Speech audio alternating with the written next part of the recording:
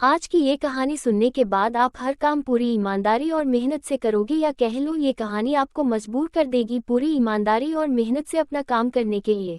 ये कहानी है एक गांव के लड़के की घर की मजबूरी और पैसों की कमी की वजह से वो दूर शहर काम करने के लिए जाता है ताकि वहां से वो कुछ पैसे कमा पाए जिससे उसका और उसके घर वालों का खर्चा पूरा हो पाए। वो लड़का काफी दिनों तक काम की तलाश करता है और आखिरकार उसे काम मिल जाता है। वो लड़का अपना सारा काम पूरी ईमानदारी और मेहनत से पूरे दिन करता है, ये देखकर उसका मालिक खुश हो जाता है।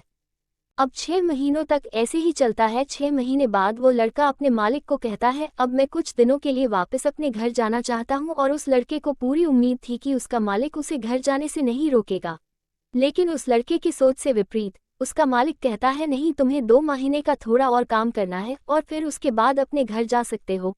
लड़के को थोड़ा गुस्सा आता है, लेकिन वो अपने गुस्से को शांत करके मालिक से पूछता है, बताइए मालिक, कौन सा काम है। उसका मालिक कहता है, हमें एक घर खरीदना है। तुम पूरे शहर में घूमो और तुम्हें जो सबसे अच्छा घर लगे वो घर खरीद लो, और जैसे ही यह काम खत्म हो जाता है तुम वापस अपने घर कुछ दिनों के लिए जा सकते हो।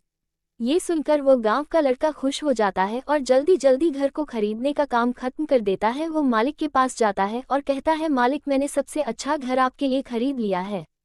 मालिक हैरान हो जाता है और कहता है, सिर्फ 10 दिनों में तुमने अच्छा सा घर खरीद भी लिया। गांव का लड़का कहता है, हाँ, ये घर काफी बढ़िया था इसलिए मैंने खरीद लिया। और कहता है कि क्या अब मैं अपने घर कुछ दिनों के लिए वापस जा सकता हूँ। मालिक कहता है, नहीं, तुम सिर्फ 2 दिनों के लिए अपने घर वापस जा सकते हो। गांव का लड़का कहता है, अरे मालिक, मुझे गांव जाने में ही 1 दिन लगेगा, तो कैसे भला मैं 2 दिनों में वापस आ जाऊं।